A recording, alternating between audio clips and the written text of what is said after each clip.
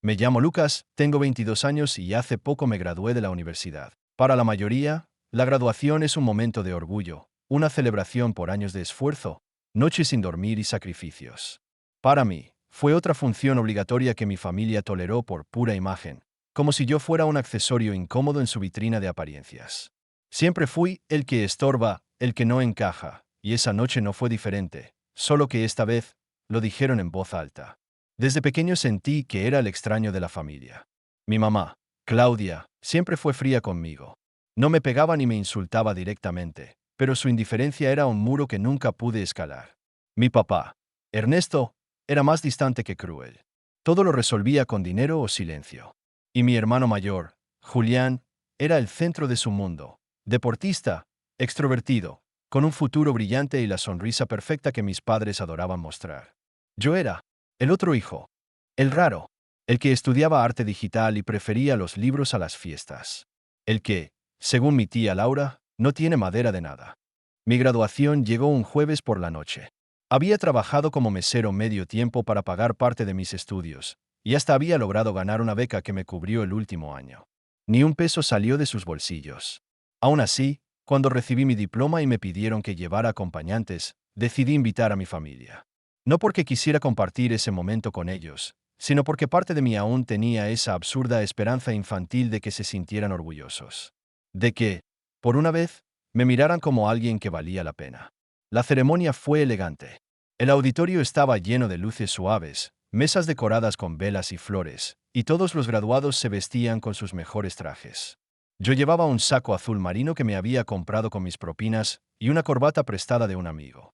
Mi familia llegó tarde, como siempre. Mi mamá entró primero, con su vestido negro de cóctel y una mirada de fastidio como si ya quisiera irse. Mi papá miraba su teléfono y apenas me dirigió una sonrisa. Julián se quitó los audífonos. Durante la cena, el ambiente en mi mesa era helado. Mientras otras familias reían, brindaban y se tomaban fotos con sus hijos, los míos apenas hablaban. Mi mamá se quejó del tráfico, mi papá preguntó si habría vino, y mi hermano pidió la contraseña del wifi. Yo intenté iniciar una conversación. Les conté que uno de mis proyectos había sido seleccionado para una exposición universitaria, pero mi tía Laura interrumpió con un simple, ¿y eso da dinero? Me reí, nervioso. Nadie más lo hizo. Fue entonces, justo cuando se sirvió el postre, que mi mamá se inclinó hacia mí. Su voz era suave, pero sus palabras cortaron como cuchillas. Eres solo una carga, Lucas. Vinimos por las fotos. Nada más. La miré, sin saber si había escuchado bien. Mi tía asintió en silencio, como si fuera algo obvio. Mi papá, al otro lado, revisó su reloj como si ya fuera hora de irse. Julián levantó la cabeza, pegado a su teléfono. Nadie dijo nada. Nadie me defendió. Nadie lo negó. Sentí un nudo en la garganta, pero no dejé que me vieran romperme. Solo asentí, fingí una sonrisa, y me tragué el pedazo de pastel que tenía en el plato como si fuera aire. No dije nada. No discutí. No lloré. Solo, me guardé el momento como una fotografía rota en el fondo del alma. Esa noche, cuando regresamos a casa, fingí que todo estaba bien. Me encerré en mi cuarto, hice la maleta en silencio y programé un viaje para el día siguiente. No les dejé una nota. No les mandé un mensaje. Apagué el celular, cancelé mi correo universitario, y me fui. Me fui con lo que tenía, mi portátil, un par de mudas de ropa, y una mezcla de rabia y claridad que nunca había sentido con tanta fuerza. Durante años, me hicieron sentir como si necesitara su validación. Como si mis logros no valieran porque no venían acompañados de aplausos familiares. Pero esa noche, en esa cena helada, algo en mí cambió. Comprendí que nunca iban a darme lo que no tienen: respeto, apoyo o siquiera cariño sincero. Así que decidí desaparecer de su mundo. Sin drama, sin portazos, solo silencio. Me instalé en un pequeño estudio que una amiga me ayudó a conseguir en otra ciudad. Empecé a trabajar como freelance en diseño visual y poco a poco fui haciendo conexiones. Al principio fue difícil. Vivía con lo justo, apenas comía bien, pero cada día me sentía más libre. Más yo. Y cada día, mientras crecía, sabía que ellos estaban allá, preguntándose por qué sus llamadas ya no se contestaban. Porque las fotos familiares tenían una silla vacía. Pero lo que no sabían era que todo estaba por cambiar. Y que en menos de una semana, el mundo perfecto que ellos tanto defendían con apariencias iba a empezar a desmoronarse. Los primeros días después de irme fueron un torbellino de emociones. Me sentía aliviado, pero también dolía. No por perderlos, porque, sinceramente, nunca los tuve de verdad, sino por aceptar finalmente esa verdad. Que no me querían. No como hijo, al menos. No como alguien digno de respeto. Y aunque me había prometido no mirar atrás, hubo una parte de mí, una pequeña y herida, que quería ver cuánto tardarían en notar mi ausencia. Cuánto tiempo pasaría hasta que su mundo, ese castillo de mentiras, se agrietara. Resultó que no tardó mucho. Al tercer día de haberme ido, recibí un mensaje por correo electrónico. No de mis padres, claro. Era del director de la facultad, un hombre amable que siempre me había tratado con respeto. Me decía que había intentado contactarme para notificarme que un comité de becas internacionales había elegido mi proyecto como parte de una muestra de talentos emergentes. Me ofrecían cubrir todos los gastos para una estancia de 6 meses en Berlín, donde trabajaría con un estudio de diseño multimedia. No lo podía creer. Le respondí de inmediato, agradeciendo y confirmando mi interés. Me pidieron algunos documentos que ya tenía listos en la nube, y en menos de 48 horas, todo estaba en marcha. Les di la dirección de mi nueva residencia, no la anterior, y se la pasé a una amiga abogada, por si acaso. Porque algo dentro de mí me decía que no todo iba a permanecer tan tranquilo. Y tenía razón. El cuarto día recibí una llamada desconocida. No contest. Luego otra. Y otra. Todas de números diferentes, pero con una cosa en común. Las notas de voz venían de mi madre. Al principio eran frías. Lucas, contesta. Necesitamos hablar. Luego se volvieron tensas. ¿Dónde estás? Tu tía dice que no has llegado a casa desde la graduación. Después, la culpa. Esto no es normal. ¿Estás bien? Al menos dime que estás vivo. Y finalmente, la desesperación. Lucas, tu papá. Tenemos un problema. Por favor, necesito que me llames. No lo hice. Me limité a escuchar cada mensaje en silencio, uno por uno, mientras preparaba mis archivos para la presentación internacional. Era extraño verlos romper ese muro de indiferencia con tanta rapidez, pero no tan extraño si conocías cómo funcionaba mi familia. Ellos no reaccionaban por amor, reaccionaban por pérdida. Y en ese momento, su mayor pérdida era que no podían controlar mi paradero, ni las consecuencias de mi ausencia. El quinto día fue el que encendió la mecha. Mi antigua cuenta bancaria conjunta, esa que mi papá había abierto por tu bien, hijo, para ayudarte a aprender a manejar dinero, empezó a recibir movimientos extraños. Yo ya había vaciado mis fondos antes de irme, por precaución. Pero lo que no sabían era que había dejado un rastreador automático activo. Un pequeño sistema que me avisaba si alguien hacía cambios sin mi autorización. Ese día, mi papá transfirió $5,000 de esa cuenta a una empresa que yo no reconocía. Investig. Era una firma de abogados. Hice 2 llamadas, discretas, usando el nombre de un contacto que había conocido en la universidad. Me confirmaron que Ernesto estaba intentando mover ciertos documentos a su nombre, entre ellos, mis derechos sobre un pequeño terreno que había heredado de mi abuelo. Un terreno que ellos llevaban años minimizando, diciendo que no valía nada. Ahí lo entendí. No les preocupaba mi bienestar. Les preocupaba que al irme, también se les escapara el acceso a lo poco que podían usar de mí. Mis becas, mi nombre en el proyecto artístico, los derechos de imagen en las fotos de familia que pensaban vender a un medio local. Sí, lo investigué después, y ese terreno que pensaban ceder sin que yo me diera cuenta. Entonces fue cuando decidí que no solo iba a desaparecer, iba a desmontar todo lo que ellos creían controlar. El sexto día empecé a mover mis fichas. Llamé a la universidad y pedí que mi información de contacto fuera actualizada y blindada. Luego, me comuniqué con la organización en Berlín y expliqué que por razones personales, prefería que no compartieran detalles con nadie más. Me entendieron sin preguntar. Finalmente, hablé con mi abogada amiga y le pedí ayuda para bloquear cualquier intento legal de mover propiedades o documentos sin mi firma. Ella aceptó encantada. Siempre pensé que esa familia era de novela barata, me dijo entre risas. Ahora vamos a escribir el final tú. Y el séptimo día, todo estalló. Recibí una llamada que casi ignoré, pero algo me dijo que debía contestar. Era mi hermano, Julián.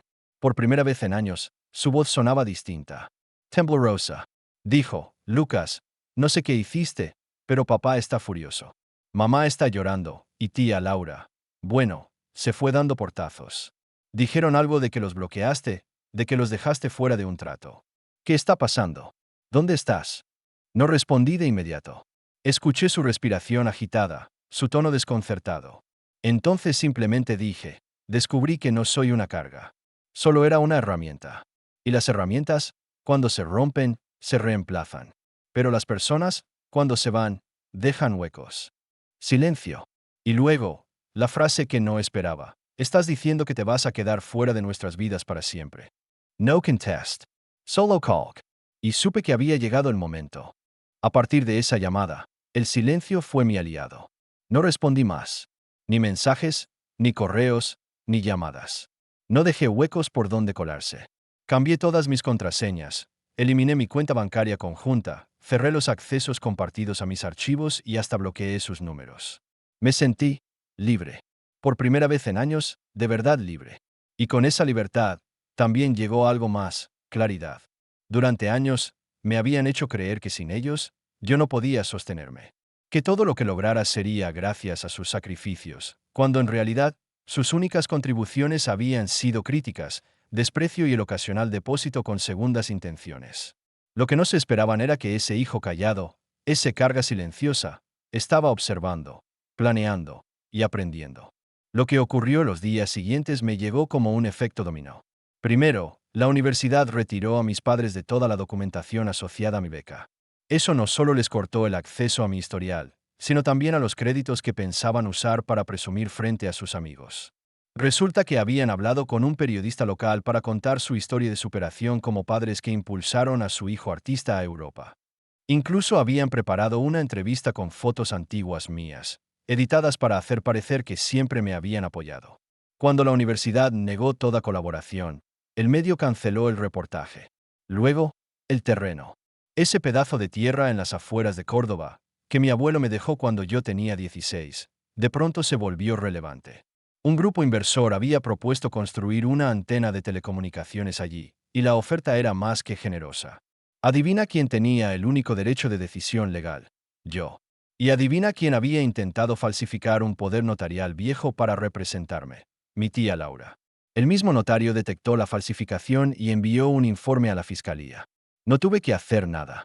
Solo enviar una copia de mi identificación actualizada, firmar unos documentos digitales y notificar a mi abogada. Ella se encargó del resto. Después, vino la parte más inesperada, el colapso familiar. Julián, que hasta entonces había sido intocable, perdió su beca deportiva por una conducta inapropiada. Un vídeo suyo, fumando dentro de un gimnasio universitario, se hizo viral. Y aunque no tuvo nada que ver conmigo, muchos comenzaron a atar cabos cuando notaron que en la misma semana, todos los perfiles públicos de mi familia se cerraron o fueron reportados. No por mi mano. Fue como si, al irme yo, todo el barniz con el que cubrían sus errores empezara a resquebrajarse. Y mi madre, bueno, me enteré por una conocida que trabaja en el mismo hospital donde ella es administradora. Al parecer, había hecho uso indebido de sus credenciales para justificar unas licencias médicas familiares que nunca existieron. Las usaba para cubrir sus ausencias en la oficina, alegando que tenía que cuidar de mí. Cuando el hospital pidió pruebas médicas, descubrieron que yo ni siquiera vivía allí desde hacía semanas. Se abrió una investigación interna. No supe más detalles, pero me bastó con saber que, por primera vez, enfrentaban las consecuencias sin alguien a quien culpar. A mí me bastaba con seguir trabajando. Me preparaba para mi viaje a Berlín, organizando mi portafolio, manteniéndome enfocado. Pero no todo fue fácil. Había momentos, en la noche, en que me sentía culpable. Como si el haberme ido de esa manera fuera demasiado extremo. Pero luego pensaba en esa cena, en esas palabras, en esa mirada vacía, y recordaba que el daño que yo causaba al irme era una sombra comparado con el daño que ellos me hicieron mientras me quedaba. Una noche, exactamente 2 semanas después de la graduación, sonó el portero eléctrico de mi edificio. No había dado esa dirección a nadie, excepto a mi abogada y al comité de Berlín. Me asomé por la ventana, desconfiado, y lo vi. Julian, de pie, solo, con la capucha puesta. Miraba hacia arriba, nervioso, como si no supiera si estaba en el lugar correcto. No bajé, ni respondí, pero lo vi sacar algo del bolsillo, un sobremanila. Lo dejó en el buzón del edificio y se fue. Sin tocar de nuevo. Sin llamar. Solo, se fue. Esperé 1 hora antes de bajar. El sobre no tenía nombre, pero la letra era inconfundible, la de mi madre. Lo abrí. Dentro, había una carta. Escrita a mano. 4 páginas. Sin disculpas. sin reconocimiento real. Solo excusas, frases como no sabíamos que te sentías así o las cosas se dijeron en un mal momento o tu ausencia ha afectado mucho a todos. Al final, una petición, que volviera, que por favor reconstruyéramos lo que se rompió. No respondí. Solo quemé la carta en el fregadero, viendo cómo las palabras se convertían en ceniza. Pero entonces, una última hoja cayó del sobre. Una que no estaba agrapada a las demás. Era más pequeña. En la esquina, con otra letra, una más firme, más torpe, decía simplemente: sé lo que hiciste con el terreno. Y con el dinero. Esto no ha terminado. Mi sangre se congeló. La letra no era de mi madre. Era mi padre. Y ahí supe que esto apenas comenzaba. Sostuve esa nota entre los dedos como si quemara. Era tan corta, tan simple, pero tenía algo que las otras no tenían. Amenaza. No petición, no culpa, no manipulación emocional encubierta, solo una advertencia. Una declaración directa de guerra. Y venía de Ernesto, el hombre que durante toda mi vida había sido más sombra que presencia, más suspiro que palabra. Mi padre casi nunca hablaba. Y cuando lo hacía, era para cerrar discusiones, no para abrirlas. Pero esa nota, esa fue su voz por escrito. La rabia me golpeó como un eco de lo que había vivido en esa casa. Pero no me asustó. No esta vez. Lo que sentí fue algo más parecido al impulso frío de un ajedrecista que acaba de ver 3 jugadas más adelante. Mi padre no era impulsivo. Si dejó esa nota, era porque ya había hecho algo. No porque pensara hacerlo. Y eso me puso en alerta. Cerré el sobre, subí de nuevo al estudio y encendí mi portátil. Revisé mis cuentas, mis correos, mis notificaciones legales. Todo parecía normal. Ni movimientos extraños, ni alertas, ni cambios. Pero algo en mí no se calmaba. Así que escribí a Clara, mi abogada, adjuntándole una foto de la nota.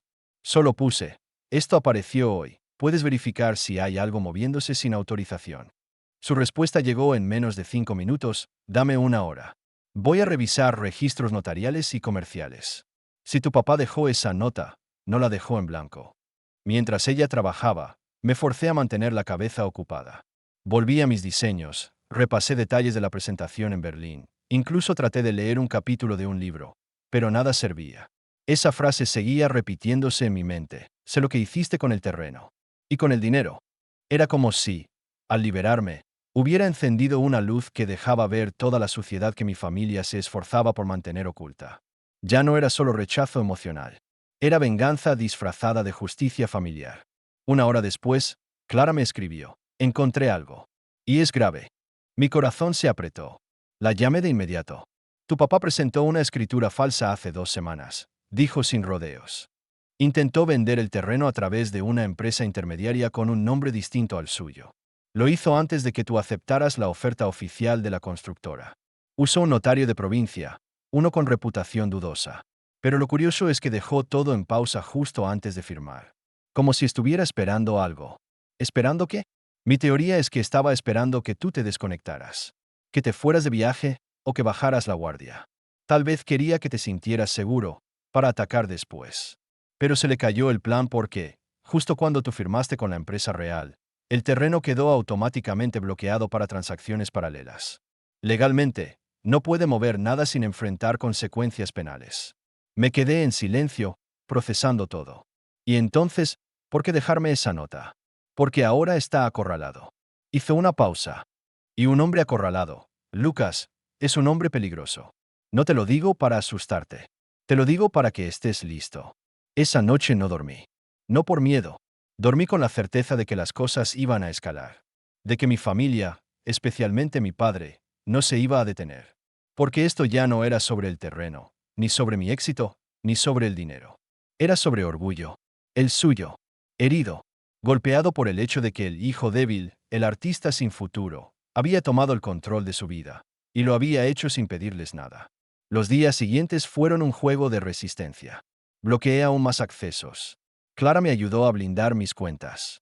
Hablamos con la empresa que iba a construir en el terreno para que reforzaran su equipo legal. Incluso preparé un informe para la policía en caso de que intentaran falsificar algo más. Ella se encargó de documentar cada intento de contacto, cada movimiento sospechoso, cada rastro de la red de empresas ficticias que mi padre había montado. Y mientras todo eso pasaba, el silencio volvió. Ninguna llamada, ningún mensaje, ninguna nota. Hasta que, una mañana, recibí una notificación bancaria. Intento de transferencia bloqueado, cuenta conjunta cerrada, acceso no autorizado. No decía quién lo había intentado, pero yo ya lo sabía. Lo que no sabía era que ese mismo día, la empresa constructora me escribió: hemos recibido una llamada de una mujer que afirma ser tu madre. Dice que tú no estás en condiciones de manejar tus bienes y que tiene poder legal sobre ti. Leí ese mensaje 3 veces. Y luego, supe exactamente cuál sería mi siguiente paso.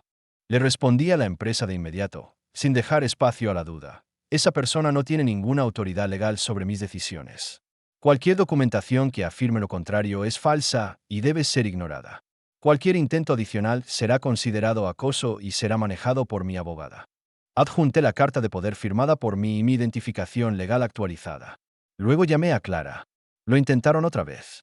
Esta vez con otro ángulo, le dije. ¿Qué hicieron ahora? Mi madre llamó a la empresa constructora diciendo que yo no estaba en condiciones de manejar mis bienes. Que ella tenía el poder legal sobre mí. Clara soltó un largo suspiro, pero no de sorpresa. Están desesperados. ¿Y eso es bueno? ¿Bueno? Sí, porque la desesperación los hace descuidados.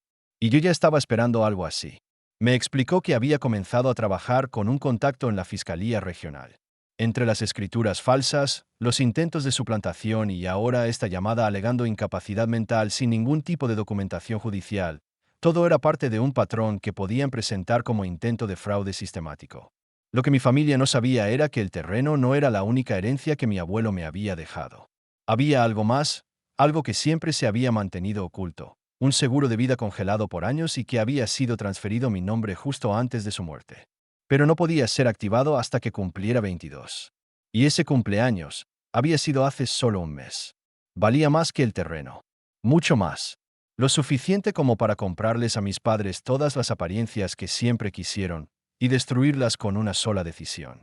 Mi abuelo lo sabía. Por eso no se lo dejó a ellos. Porque conocía su ambición. Su ego. Y también conocía el daño que podían hacerle a alguien como yo.